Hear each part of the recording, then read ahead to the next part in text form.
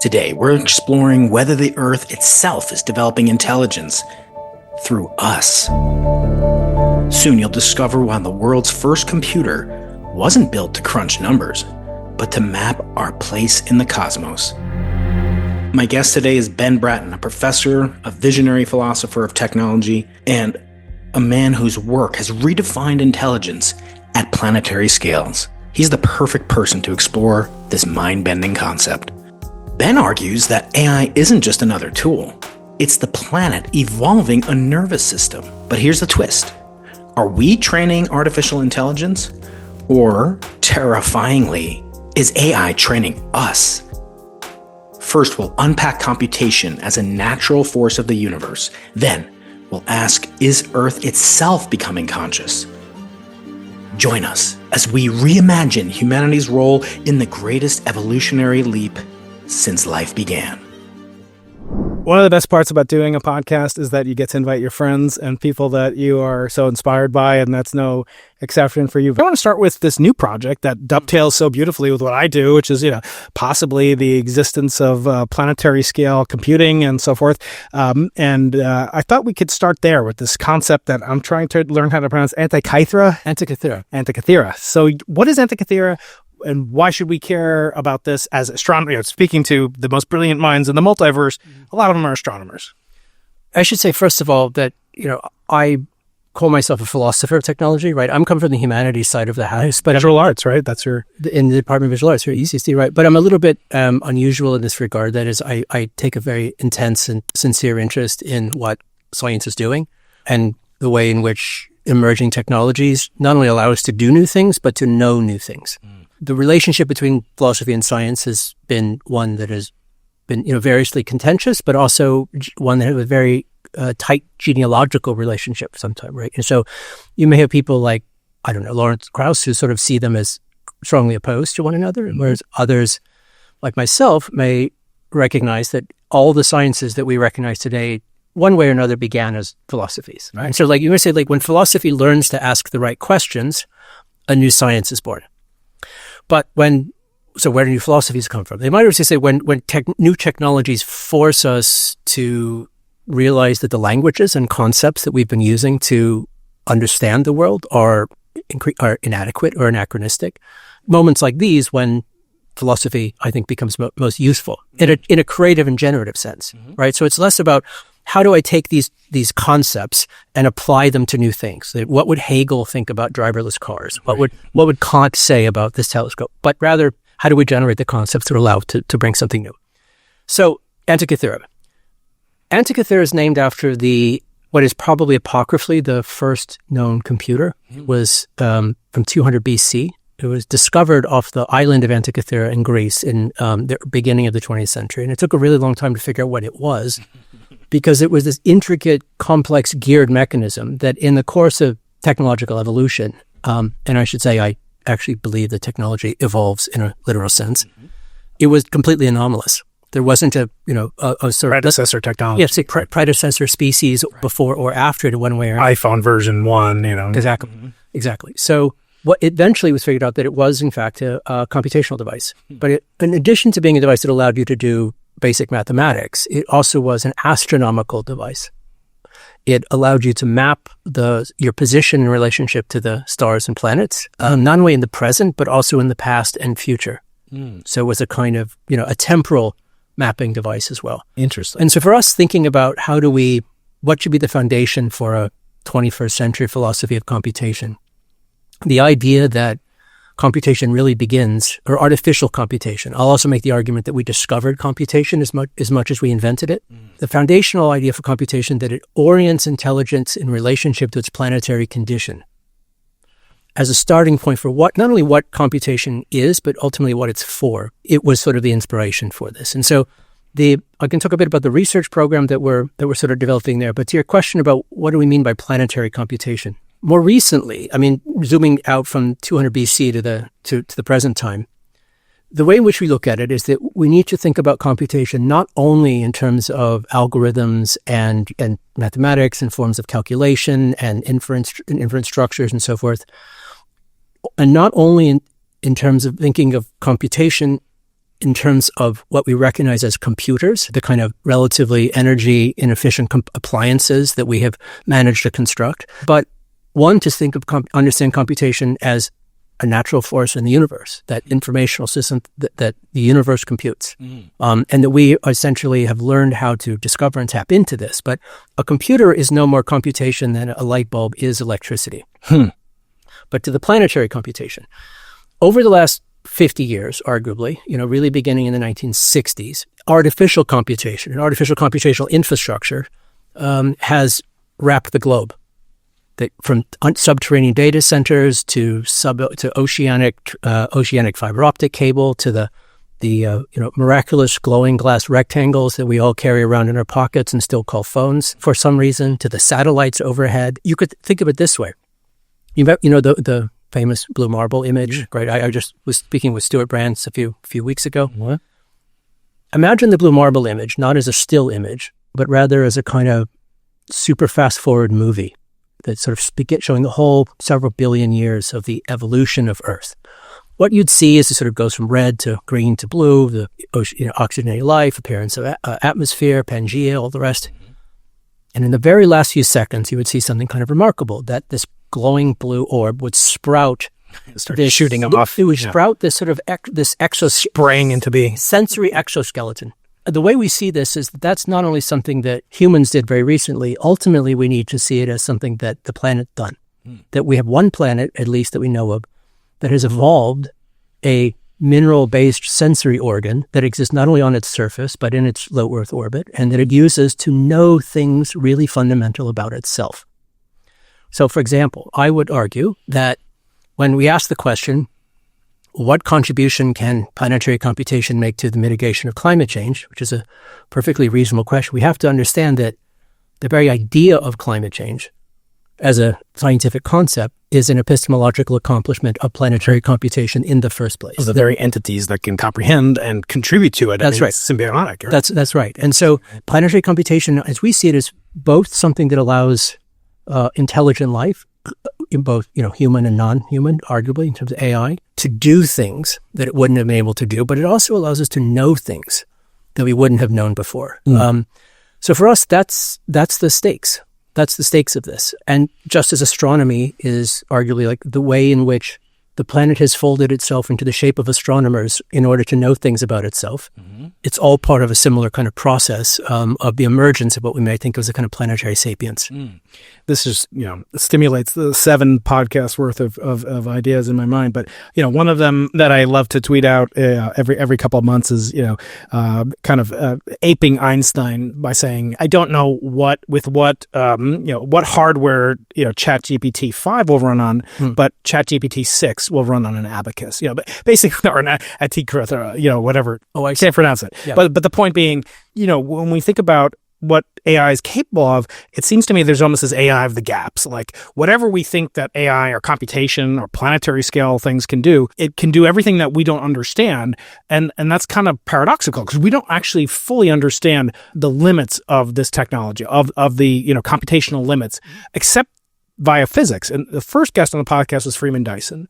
And, you're sitting in the seat basically that he was in. And the point that I'm, kind of getting at is that are there ultimate limits, to things like the singularity, to things like the simulation hypothesis, to global, not just planetary scale, but universal scale, or at least galaxy scale? Are there limitations that we can actually set right now on the probability, or the, let me say, on the idea that this is an evolving system and that we're just one genus, on the way to, who knows where we're going to evolve to. But is it not true that we may be, both the creator of this tool and its last users of it effectively? The first one, let me talk about the AI of the gaps. And I think there is a way in which the AI, trying to determine the status of AI, is it intelligent, is it not intelligent, does mirror the kind of God of the gaps argument. Think back to Turing's famous 1950 experiment. What Turing sets up is a highly functional definition of intelligence, right? But he also sets up one in which he asks, you cannot tell whether player A is a person or a computer, or actually says if it's a woman, which has an interesting valence in terms of his own biography. But then we have to grant that there's something going on, right? And so what he's positing is a sufficient condition of intelligence. Unfortunately, I think a lot of the ways in which Turing test has been incorporated at a culture level is more of as a necessary condition. That is, unless the AI can perform thinking the way that we think, then it's disqualified. It's a mirror of where we are. And so what that means is that there is a way in which the question is framed in a kind of either-or opposition, that it's either human or AI, that the relationship between humans and AI is one of a boundary condition. That is, what humans are is what AIs are not. What AIs are is what humans are not. And so what you're beginning to see is first a kind of receding border, that more and more of the things that we may have said AI will never be able to do, it does, right? And so, people keep moving the goalposts as fast as they can possibly run to keep this going. But it also means that what it means to be human is defined in relationship to what we think AI is. Right. AI might be training us as much as we're training it, right? I don't think we've ever been in charge of our technologies. I think, we've co-evolved with them from the very beginning. Right. Now, to the other question, is there limits of this as a larger computational thing? I don't know. It's a sort of a question. It's like, is there a limit to how large and complex an informational structure can possibly become? Is there a limit to how much of a kind of, intensive energy event you can, artificially produce? And then you get back to, Dyson swarm kinds of questions, right? And you begin to scale things out to a solar or even galactic scale. And you're asking, what is Kardashev 2? How far are we from Kardashev 1, Kardashev 2, so forth and so on? I want to connect this with the gap and opposition problem. I don't see it as opposition. I don't see humans and technology as opposed. I see them deeply, the evolution of both is deeply intertwined. And so when I think about this, I don't know if you've read James Lovelock's last book, Novacine. No. Where Lovelock, of course, posits the, original Gaia hypothesis by which the emergence of simple life terraformed the planet to make the conditions for complex life, and that this terraforming is an ongoing process. He concludes the book that looking at the emerging and accelerating evolution of machine intelligence, and says this is a similar kind of phenomenon. It's going to terraform the image in its own, the Earth in its own image. But, the book doesn't end on a pessimistic note. And it's not one of, well, we've had a good run, we might as well, drink the hemlock and be done with it. Right. I think humans will survive really long. You'll continue to survive long, but they won't necessarily be what we imagine them to be today. I just think of it, all biological systems become, I know you've had Sarah Walker on the show many times. Yeah. All forms of, complex biological systems become components in yet more complex systems. That's right. Humans will persist. They've always been part of systems larger than themselves, and they will continue to persist in systems larger than themselves, some of which of their own making. So one thing I've brought up in the past is that there's sort of this fallacy of iteration that, there will come upon us AGI, and then it will do things that will be detrimental to humans. I'm just painting a very, very broad brush. And I think this fear is sort of misplaced. First of all, if it's as smart as us, which it has to be for super intelligent, it has to be smarter than us, right? But it will know at least that fact that we're concerned about AI replacing us, right? So then it will be afraid. It will know that it's not the final evolution of its own technological advancement, right? I mean, presumably ChatGPT, infinity could exist the same way iPhone 18 is sure enough to come down the horizon as the Earth will make another lap around the sun. We hope. But the point being, if we're smart enough to conceive of this as a challenge, surely AI would say, well, look, this can either be a threat to me as an AI, or it could be something so beneficial, in which case I have to let it be created, in which case it's not a threat to humans to begin with, right? Because otherwise the AI wouldn't allow it to be created. How do you react to kind of this solipsistic definition of where, the infinite regressive iteration where eventually there's a final iteration, right? I mean, I always say a computer chip wasn't created with a computer chip, right? By definition. An operating system wasn't created. They are now. No, but the original one, the first one. So I'm saying the first AGI will not be created with an AGI. I mean, there'll be some boundary if we get there. I'm not convinced. Yeah, no, I mean, this is, I am, Good's thesis back to the 60s that the AI, if we make true AGI, it'll be the last technology we ever make. Again, I see this as if you zoom out far enough, I see this really as a kind of a process that is continuous, but one that is marked by forms of, of threshold events in the Maynard Smith sort of sense, punctuate equilibrium, but there are step functions in which complex forms of biological, technological convergence, have these moments where they radically increase in their information processing capacity, which was Maynard Smith's sort of key argument. I think we're in the middle of one. I don't think we're caught up to it paradigmatically. I think we're in a kind of pre-paradigmatic moment where then terms and concepts we use to even describe this, to recognize technological evolution as something we're part of. I think we have to grow into that very, very quickly. I don't think there's a final event. Right? I'm not an eschatologist. Right. I think the future is much more contingent than it is that there's certain path dependencies that are built into forms of convergent evolution, but for the most part, it can go a lot of different ways.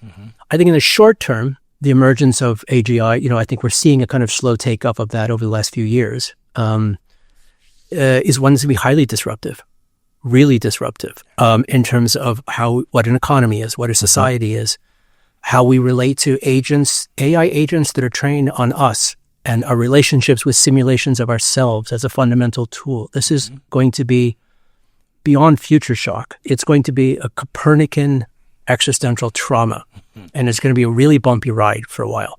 Especially for certain populations, right? Yeah.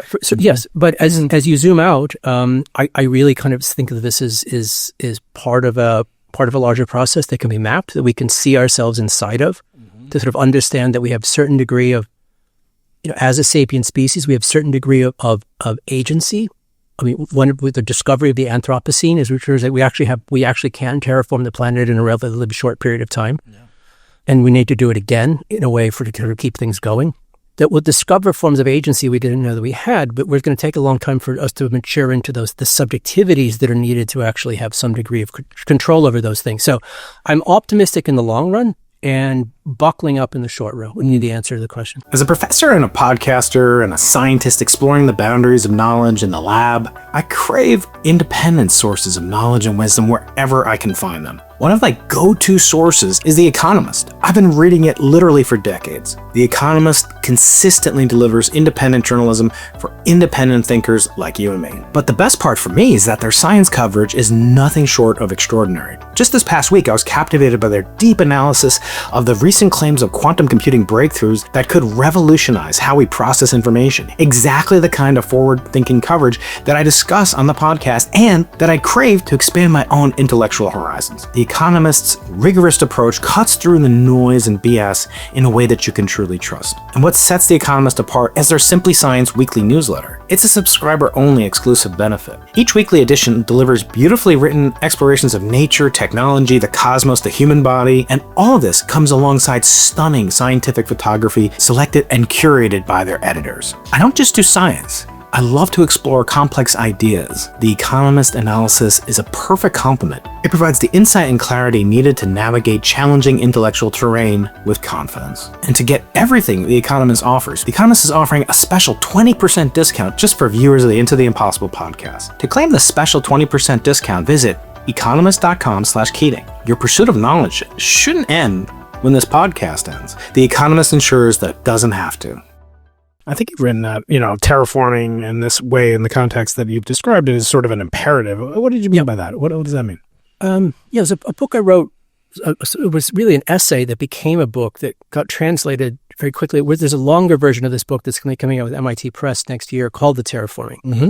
And the argument, in a nutshell, is that we need to think of terraforming of the Earth, not of Mars or something to make those other planets habitable for Earth-like life, but the terraforming of Earth to ensure that Earth remains a viable host for Earth-like life.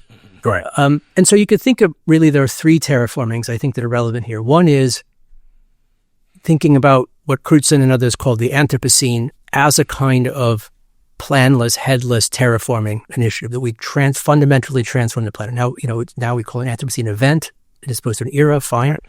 But that it was a terraforming scale event and that you were born inside of it. That we were all born inside of a terraforming event, and welcome, here you are. And media arrays, right? The second terraforming is the one that's inevitably going to happen no matter what we do, that we could all go full Unabomber tomorrow, and the ongoing effects in relationship to everything from oceans to land use to planetary geochemistry the momentum will outlast us. And the third one is potentially the more deliberate process by which open-ended, non-falsifiable questions like what kind of planet should we make? Where should the people go? How do you get what should be the cycle at which we're income, deep utopia? Deep utopia needs to be defined, but it needs to be designed and composed. And I think to your question, like, what is the role of machine intelligence within that? I think it's probably quite clear that there's a lot, but it also may be quite nonlinear. But anyway, that's what I mean by the terraforming. How much is AI, at least these LLMs, I mean, the L, for language, it seems to me that is incredibly powerful. Humans are language machines. It's how we, establish dominance and how we preserve technology, science, culture through language. But it's not all we do, right?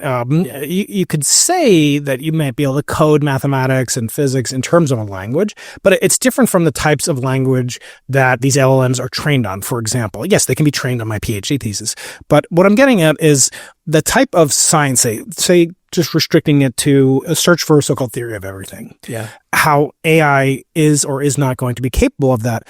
For example, I don't think it's a matter of prompting. I don't think it's a matter of the corpus of training data that is precluding AI from right now coming up with a theory of everything that Edward Witten and all of our friends that we know and love here and beyond have been unable to do. I don't think it relies on the same vector space, dot products and matrix manipulations that have been locked in effectively by the confluence of GPUs and, matrix algebra and neural networks.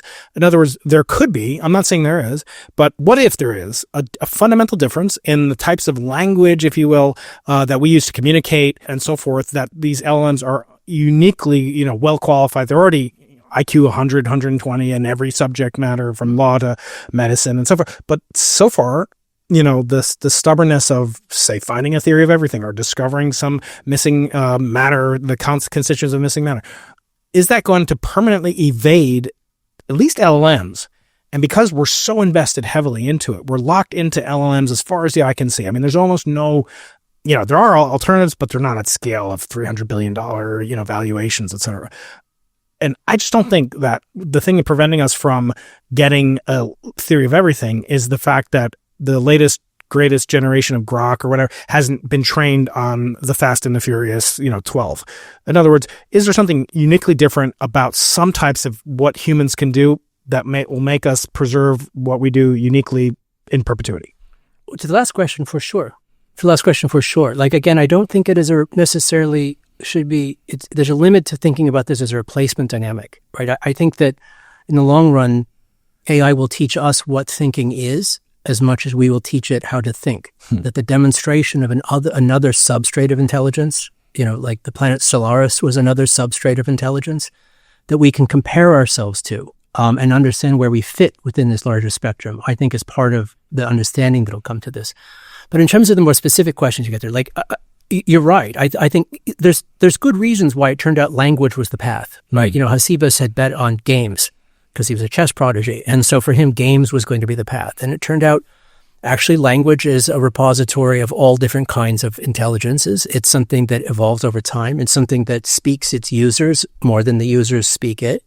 And that you're producing a kind of a model that is able to think and to respond to the world generatively using language was a shortcut that shouldn't really be that surprising in hindsight. First of all, the LLMs are evolving very, very quickly, right? I mean, there were no the kind of reasoning models that we see today just didn't exist a while ago. And so I think LLMs will evolve into other things that will be unrecognizable to what they are today. But you're right, language isn't the only thing. I think, in a way, the model, whether models can be trained, I mean, anything can be tokenized, right? Now models are constructed on like that which can be tokenized, which could be anything, principle, right? And that is made into something, a kind of language in a way. And so I think the movement, Fei-Fei Li's new startup is about spatial intelligence. Jan LeCun at Meta is focusing on spatial intelligence. And he, I should say, is quite pessimistic about, he is tokenization. He is. I'm just focusing particularly on the spatial dynamic of the question, which suggests that implications of spatial intelligence models for robotics. And, Hubert Dreyfus's old critique of AI is that it can't really work in the world because it's not embodied. It doesn't have embodied phenomenological experience. Well, that's no longer the case. The physicalization of AI, where you've got spatial models and linguistic models that are together interacting with the world, and ultimately, in the long run, through forms of active inference, where their experience is retraining the model almost in real time, then you have a kind of a different kind of takeoff that may take this in a really different direction. Yeah. Now, the second thing about the limit. Yeah. While you were speaking, I was reminded of I should say Antikythera also has a journal that we edit with MIT Press in a book series. First book in the series is a book called What is Intelligence by Blaise Iarkas from who I work with also at Google Research. At Google, fantastic book. Another piece that we're publishing in the journal later this year is a piece by the who you may know, Risa Weschler at Stanford. Yeah. She's on Simon's Observatory in Columbia. That's right. And so Risa's doing a piece for us on the role of computational simulations in her work, and the simulations as a kind of epistemic technology. And I don't want to oversimplify the point, and I'm sure I will. But I mean, Risa would say that one of the reasons that we can't figure out exactly what dark matter, dark energy is we don't have the compute. That if you think about all the available computation on Earth at this moment, like if you network everything together into one giant machine, let's call that 1 unit of planetary compute as of 2025. How many units of planetary compute would be necessary to produce a simulation at a granular resolution sufficient enough to make, important conclusions about the nature of the Earth? People say the same things about the weather, simulating climate. But weather, yeah, so Risa would say no, there actually is there is a brute force scale to scientific ontology. Mm-hmm. The more compute, the more you know. Right. That would be one answer to your question. Mm-hmm. Is there a way in which are there things that we can't know even if we had a lot of compute? Probably. Yeah. Are there things that we don't know that if we had orders of magnitude more compute, we could know for sure? Yeah. Mm-hmm. One thing that is, sort of, fascinating to me, and you did bring it up, I brought up many times, is, the famous statement by Einstein that an observer in free fall would experience no gravitational force. Right? Such a lovely thought. It is. And he called it his happiest thought. He called it the thought that titillated him more than any other thought he ever had. But that brings up, the exact topic that you hinted at before, which is embodiment. To what extent can a computer have happy thoughts? And to what extent can it experience viscerally or no? Even robotics with a gyroscopic sensor and attitude indicators and inertial reference, laser gyro, even such a device, can it visualize what my toddler can visualize as going on a roller coaster or driving over a bump, and that feeling in the pit of your stomach? And was that not the sine qua non that allowed Einstein to have the happiest thought, as he called it? So these two things. Can they have happy thoughts? If so, can they have painful thoughts? Do we have ethical requirements and imposition on us as their programmers, and then when they exceed us? And then second of all, can they do it truly without embodiment? Are there things that are, to use, I forget the gentleman that you mentioned, but this is something I've thought about a lot. Do we need this embodiment? Hubert Dreyfus was a philosopher. I think Chomsky had at Berkeley in the 70s. Yeah. He wrote a famous book called What Computers Can't Do, which was a really important critique of sort of Simon-era good old-fashioned AI, and kind of laid the philosophical foundations for what Brooks picked up later as a kind of bottom-up model. So your question about can a sufficiently advanced form of machine intelligence have enough tokens, valence? Mm-hmm. Yeah. Can it feel bad or good for something to happen to it? Qualia that we experience, right? I wouldn't say qualia. You said valence. Okay. Yeah, I'm more on the Dennett side than the Chalmers side of that one. Dennett was his final interview. Yeah, that's almost a year ago. Yeah. His biography, his latest autobiography, is like fantastic. But can it have valence? I think is an interesting question. I think it would be a mistake to presume too quickly that it can't. And the lesson I think to learn there is how badly Western philosophy underestimated the complexity of animal intelligence. As early as the 20th century, you have people say animals can't feel pain. Right. Bentham. Today, we would think is insane, right? And so I get now you have this, just in the 20th century, you had this very interesting convergence of human neuroscience and AI, where they're sort of bouncing back between each other, and even neuroscience and philosophy. The Churchlands here, for example, where this feedback loop between AI models and the way in which we thought about this was very important. I think now you've got one between studies in animal cognition and studies in machine cognition, where it's a kind of comparative non-human mind studies. That's very, very interesting. So you've got people like Peter Godfrey Smith who are looking at, cephalopod intelligence. I think you have to think of this as a kind of parallel discourse with how would we know? How would we test? Like, this is a real question. Right. There's a couple people that I have collaborated with, Winnie Street, who was part of the Antikythera program, and her colleague in this group, Paradigms of Intelligence, where I'm a visiting faculty researcher at Google, another Jeff Keating, philosopher there. All their work is on how would we know exactly the answer to this question, right? And if we don't know, what are the rules by which we may have learned from animal welfare sort of standards by which we might apply this as well? It's an open question, but I think it's one that will become increasingly increasingly relevant. But I think it's a different question to the real gist of this. First of all, I think AI is embodied. It's just embodied not in a tetrahedral body plan. It doesn't have a stomach, so it doesn't have a pit in its stomach. But I think there's a limit to anthropomorphization, in that, like, to the extent to which we are frustrated in our attempts to fully anthropomorphize it. That's not the same thing as suggesting that, across this different substrate, it may have other kinds of things. Like, there may be forms of pain and pleasure that it can perceive that we cannot perceive, and vice versa, and that's fine. That sensation may not be the critical, quantity. It may just be one. I think it's a description, right? Yeah, I think it's important. And many other scientists don't have any sort of physical and, embodiment. That's what I'm saying. Yeah. I mean, some of the, theories of mind before we go on to, think about, do artificial intelligence feel pain or whatever? We have to look at our own colleagues and understand, how do they feel? Yeah. Now, I mean, what is painful about not getting, failing in an experiment or not getting some data or predicting something that's small? Very simple, more simplistic, Damasio's work on the importance of emotion and these kinds of things, and, constructions of other forms of intelligence. I think the distinction between emotional and rational intelligence is probably overblown, and don't see any reason why the forms of valence would not be able to operate across different kinds of substrate, even beyond just simple knee-jerk reward systems. So you mentioned just in some correspondence we had before this, we were talking about planetary, data centers and computation, some work you're doing with Google. Can you explain a little bit more for the audience? What does that involve, and what interests does Google have in other planets? I mean, there's some of it. There's some things that are being worked on. I probably can't talk too much. I can't talk too much about, but I would say that, like, you think about the idea, what I suggested before, that has to do with, if you think about all of the aggregate computation that exists on the planet now versus how much existed on the planet 10 years ago versus how much existed on the planet 50 years ago, clearly we're in a kind of, exponential spike in terms of the amount of, the complexity of, the amount of capacity for artificial information processing, which is something that, we turned out very good at, right? As I say, like, the fire apes have figured out how to make the rocks think. Right. You say bark rocks, right? We take bits of rocks from minerals and we electrocute them just so, and the rocks can do things that only primates could do, which is, big news. Yeah. But if you begin to think about, where this goes in the long run, what is 10x planetary compute, 100x planetary compute, 1000x planetary compute, which are all kinds of things that we may see in our lifetime. You probably will see orders of magnitude increases in efficiency in terms of, from neuromorphic chips to other kind of algorithms that make, the amount of energy that goes in for a certain unit of compute drop dramatically, certain of it. But you also see, all the big platforms buying up every available electricity contract they can find, starting up 3 Mile Island. And so it turns out AI may be the economic solution to nuclear energy. So you think, like, okay, AI is what's driving the economy of nuclear energy. GPUs is what's driving the economy of AI, and Fortnite what's driving GPUs. And so by it transfers, Fortnite is saving the world. Right. But in Minecraft, it could even be. Yes. But if you really get to, like, okay, now we're not quite Kardashev 1, but we're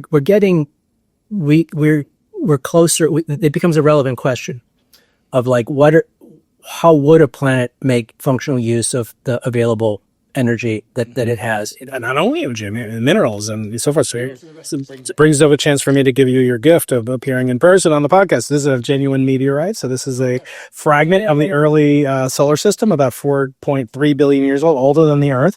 I give them out on my website, briankeating.com/YT or /list. But you're guaranteed to win one if you have a .edu email address like you do. And you're guaranteed to win one because you are such a gracious intellect and friend. If you're a platform that operates at the scale of a state, which is what Google does, and you're thinking 50 years out, 100 years out about how you would in fact power a 1000x or orders of 10,000x version of the sort of thing, you begin to have crazy ideas about where you get the energy from, and I'll leave it at that. Okay. Yeah, fair enough. And those are some of the most exciting things from a physicist perspective, right? I mean, we'd love to tie into the late great Freeman Dyson's ideas, but it does bring up not only energy but also minerals and so forth. So the average enrichment of this metal is 100%. It's basically pure iron, nickel, cobalt, very rare, in terms of the overall crustal, the composition of the Earth, but by no means unique. And so some of the questions I have, at least about the planetary scale, and maybe we'll have to do a part 2 eventually about this. Yep. But on the trajectory of Earth's evolution, is the Antikythera, I mean, is the planetary sapience, so to speak, that you talk about, is that truly, is that meant literally, or is that more metaphoric? I'm asking for the following reasons. We have a very Earth-like planet in a very habitable zone planet called Mars, and it's very close to us. It's completely barren, sterile. It had water on it. It had water on it when life existed on the Earth. And there's a phenomenon called panspermia. Fred Hoyle popularized it, where planets exchange material and new genetics. Yeah, biological or mineral, like planets are not closed systems. That's right. They're exchanging continuously. And yet we see pretty much everywhere we look, dug and, we stuck probes. We violated Mars in basically every way we could possibly do it for an animal. And we see no life. Now, that's not proof that life never existed. It's not proof that life couldn't exist in the future. That we recognize as life. As we recognize as life. And Sarah would always correct me whenever. Right. Not as we know it. Exactly. A wonderful new book. So my question is, what would you look for? With my colleagues upstairs that use Keck telescope, 30-meter telescope coming out in the next few years, the UC project, what sorts of what would we look for to see planetary compute? My friend Adam Frank's been on many times. He talks about he talks about global warming as a techno signature, right? Agriculturally, right? Yeah. What would we look for? What sort of technos? Give my young viewers out there, listeners, some inspiration. What would you look for to validate or falsify this notion of planetary sapience? How could we do it? What are the pieces that we're also publishing at the Antikythera Journal? Is a new piece by Sarah and Lee Cronin, her collaborator, on kind of like what it's sort of the technological version of the question of life. We don't know it. Like, how would we how would we find forms of technology, in other words, that we don't recognize as being Earth-like technology or natural technology, or natural thing, or first order? Yeah. Mm-hmm. So let me make a sort of wild conjecture here, sort of at the end here as well. Is that one of the things about the pre-paradigmatic moment that we find ourselves in is that functional definitions of life, like the one that Sarah and Lee developed, which is a kind of, you've got this increasing complexity, componentization, one thing and not done this way. And our contemporary definitions of technology, which are also kind of evolutionarily, Brian Arthur and the sort of like complexity inside of further complex. All technologies are built of previous technologies, so forth. And our definition of intelligence, of this sort of system that's able to, both autopoetically and allopoetically transform the world in a certain goal-directed way, are starting to converge. One way to think about that is what we define as life in the Aristotelian sense, and we define as technology, we define as intelligence, are looking more like each other than they did before. I'm not saying they're all exactly the same thing, but they may in some respects be different ways of describing a set of very similar phenomena. And that may be the way what we may arrive at. So the difference between a techno signature and biosignature is one thing. Signature of life is something else, right? I think in many ways, technology, I don't think life needs to be biological. Mm-hmm. And I think that the forms of technological evolution around us, which are evolutionary, that do follow these paths, is exemplary of that. I don't mean hypothetically life doesn't need to be biological. I think we're surrounded by non-biological life and always have been. So the difference between finding a signature of life and finding a techno signature may be academic, but what's an example of a non-biological way? AI. Okay, so literally. Okay. Yeah, no, literally. So you would consider that biological? Not to be studied in the bio department is light, but not alive, right? And so, and I keep trying to make Sarah, but there was a piece that was published in Noemia called AI is Life, where she makes a similar kind of argument here as well. So what would we look for? Let me try to think of what we were to fight this as well. One answer to the question is it may be a kind of sampling problem where it's not looking for a thing or a category of matter. You would be looking for a process of transformation over a longer period of time, where there's a certain kind of state change from one thing to another that may be the thing you want to find. Well, there's something that demonstrates sort of like moments of increasing complexity that were not there before. Right? And this intensification of localized complexity may be the sign that there's something going on there that may be technological, maybe life, maybe something, maybe another thing we don't quite recognize. But I don't think, and I think, a lot of the discussions in astrobiology, both official and non-official, let's say, seem to sort of be concluding that, what we think of as life is again, not what we recognize life to be, and nor is it a kind of matter, potentially something like quite alien. It's still the same table of elements, right? There are any dark periodic, right? There could be a dark periodic table. But what the substrate might be, we don't really know. But this is, to me, like what's really wonderful about, things like Fermi paradox as a philosophical problem, because they force you to think about what is the possible boundaries what are possible conditions of what a civilization might be, what communication might be, as far as systemization. To me, this is where science is doing good philosophy, and hopefully philosophy can contribute to the science in an interesting way too. Yeah. I mean, as Galileo, my hero, said, that's not Galileo, that's Einstein. Galileo said, he was a natural philosopher. And so he said with his telescope, which is technology, he didn't invent it, but he perfected it for that time. He said that he had, quote, and I quote, let's see if I can remember that, I thus made irrelevant the, disputations that have for generations vexed philosophers in other words, by observing that the Milky Way was comprised of individual stars rather than this discrete, flowing plasma, whatever. And certainly with the moon surface that he was able to reveal that it wasn't this idealized thing. He was then instantiating a new hypothesis, right? That's what philosophy does. Now, he was a philosopher himself, except they called physicists natural philosophers, but his ultimate goal, as he said, was to measure what's measurable and make measurable what is not yet so. So yeah, I mean, vision in the future. How could we develop a Drake equation, for these technological biosapiens and these technological sapiens? Where does that fit in and kind of in your research portfolio? I mean, we didn't even talk about visual arts and so forth and speculative design and Increasingly alienated relationships with art. So that's fine.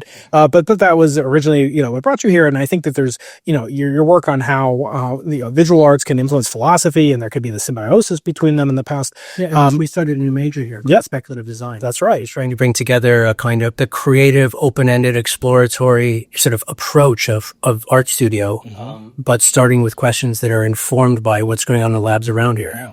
Well, I'd be remiss if I didn't at least ask one question about the stack. You've got it there. You brought it. You're so kind to bring it. Tell me about the stack in the upcoming reprint or second edition. There's an uploader up here to the can. There you go, commercial. There's a 10th anniversary of it coming out later. So this was a book that I wrote here at UCSD. It was a book that I, when I sort of came here to write, it was published in 2016 originally. And then I was making was a kind of somewhat science fiction sort of argument, was that what we recognized as planetary computation was transforming the entire structure of political geography in its image. That the emergence of planetary computation was transforming this relationship between technology and state, between the political and governance, and that the forms of geopolitical dynamics that we would see over the next coming years would be fought over the competition to produce large stack systems, to model societies through these large stack systems. And again, by then this was a bit kind of trippy of a concept, and now it's sort of taken for granted. I think that was just kind of obvious, from chimp wars to everything else. The other argument, though, is that we can see this thing called planetary computation not as a single undifferentiated mega machine in the way in which Lewis Mumford might have thought of it, but rather as something that is literally like a stack that is comprised of modular, functionally defined layers, for the Earth, cloud, city, address, interface, user. They each have their own dynamic, each have their own sort of process. Each is replaceable by different kinds of technological systems, and becomes a kind of schema by which, from energy sourcing to service provision to the images that we use to make sense of that waste excretion to the interface that's right, that it becomes a kind of discontiguous, accidental megastructure.